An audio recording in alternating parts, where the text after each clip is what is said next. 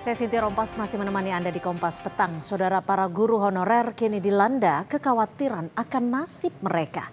Muasalnya adalah isu penataan tenaga non-ASN lewat surat edaran Kementerian Pendidikan Dasar dan Menengah nomor 7 tahun 2026. Tidak sedikit yang menyalahartikan aturan ini sebagai langkah penghapusan guru honorer pada akhir 2026. Inilah catatan Kompas TV, guru honorer menanti kepastian nasib.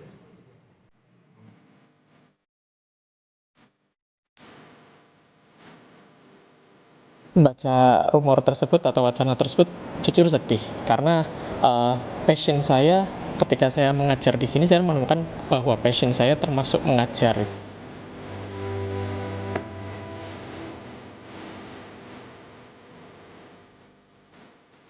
Pagi belum sepenuhnya merekah di Solo, namun Laksma Ayan Wifa sudah memacu langkah dari kamar indekosnya. Baginya setiap detik adalah pertaruhan.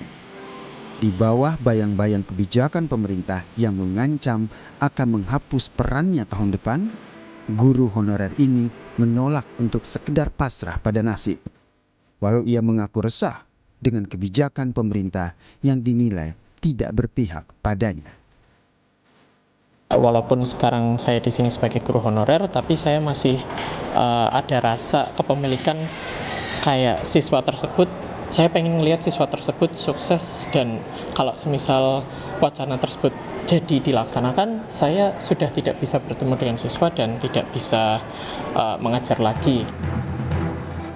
Laksma dan para guru honorer lainnya memang kini dilanda kekhawatiran akan nasib.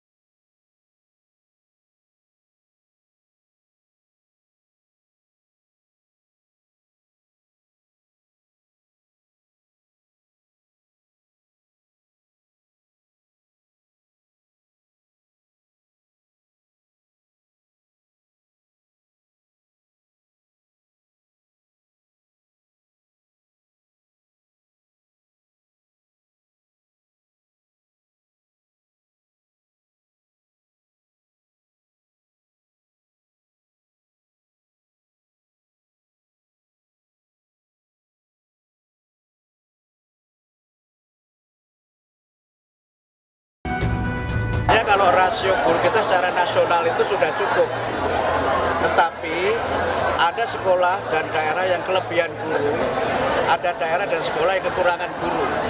Nah, inilah yang kemudian kami berusaha untuk melakukan pendataan dan penataan, sehingga dengan pendataan itu nanti kita akan bisa mengetahui dengan jelas bagaimana status para guru itu.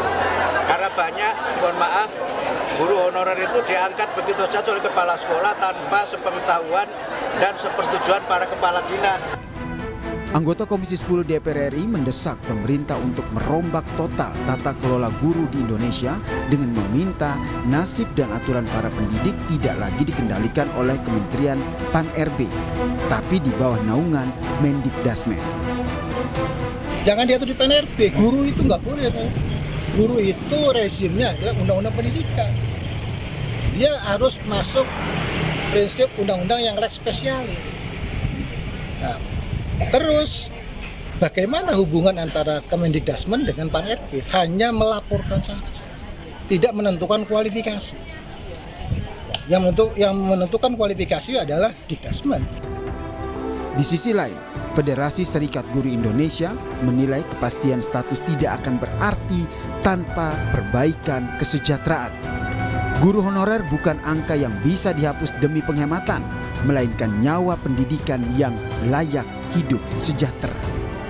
Bagaimana memastikan guru-guru ini dengan status barunya tadi gitu ya, itu tetap digaji gitu, tetap dibayar. Pastikan gitu mereka berubah status, tapi juga kesejahteraannya kalau bisa ditambah, bukan malah dikurangi atau mereka daerah nggak mampu terus mereka jadi hilang gitu atau tidak dengan jadi dipecat kan begitu. Nah itu yang kita Ya. harus hindari.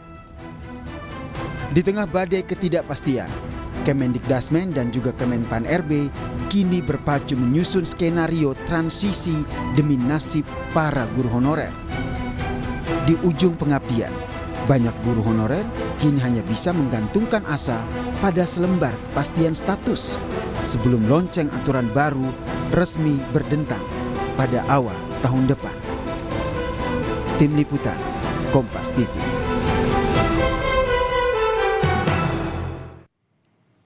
Sejatinya, surat edaran Menteri Pendidikan Dasar dan Menengah Mendikdasmen nomor 7 tahun 2026 tentang penugasan guru non-ASN yang berlaku sejak 13 Maret 2026 lalu bertujuan memberikan kepastian bagi guru honorer untuk tetap bisa mengajar hingga 31 Desember mendatang. Dasar dan Menengah. Surat edaran ini menjadi dasar bagi pemerintah daerah atau Pemda untuk tetap bisa mempekerjakan guru honorer akibat pemberlakuan Undang-Undang ASN yang baru yang menghapus istilah honorer. Tetapi yang terjadi justru sebaliknya. Banyak guru honorer khawatir akan keberlanjutan nasib mereka. Pengabdian puluhan tahun menjadi guru akan terhenti bila sampai akhir tahun ini mereka belum berstatus ASN pegawai pemerintah dengan perjanjian kerja atau ASN P3.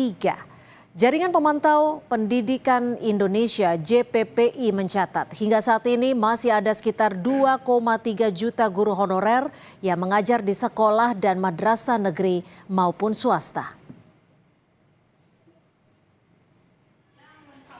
Tenggat waktu yang tersisa kurang dari 7 bulan untuk menjadi momok menakutkan bagi jutaan guru honorer tersebut.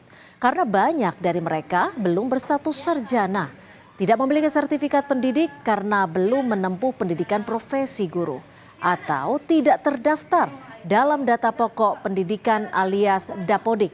Belum lagi, Pemda sering tidak mengusulkan jumlah kebutuhan guru yang sesuai dengan kebutuhan real di lapangan, dengan alasan tidak punya uang.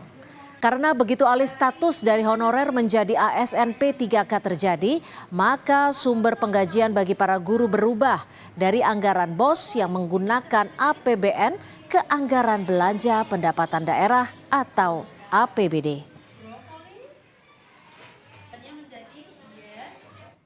Keberatan gubernur, bupati, dan wali kota ada benarnya. Apalagi di tengah pemangkasan dana transfer ke daerah akibat politik efisiensi yang dijalankan Presiden Prabowo.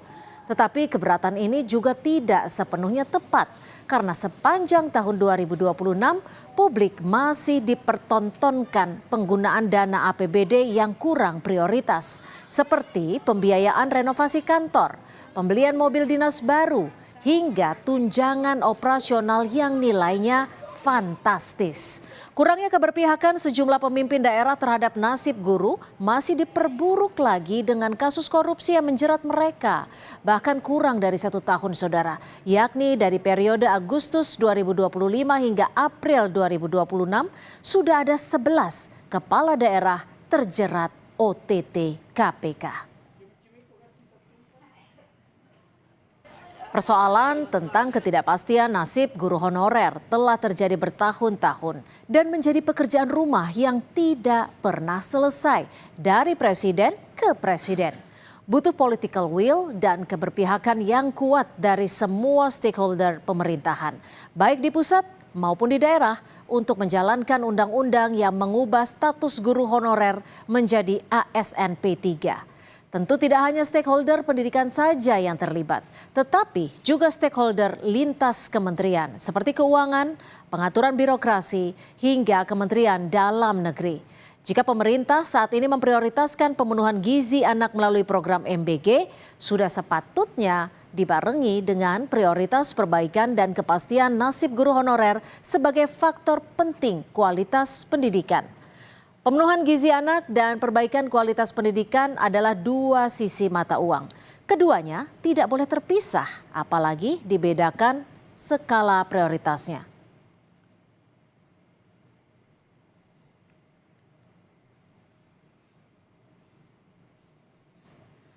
Alih status guru honorer menjadi ASN P3K tidak hanya memberikan kepastian bagi mereka tetap bisa mengajar, tetapi juga upaya memperbaiki kesejahteraan para guru. Jangan ada lagi guru yang tidak bisa membeli buku karena untuk menghidupi keluarganya saja tidak mampu. Demikian catatan Kompas TV pekan ini.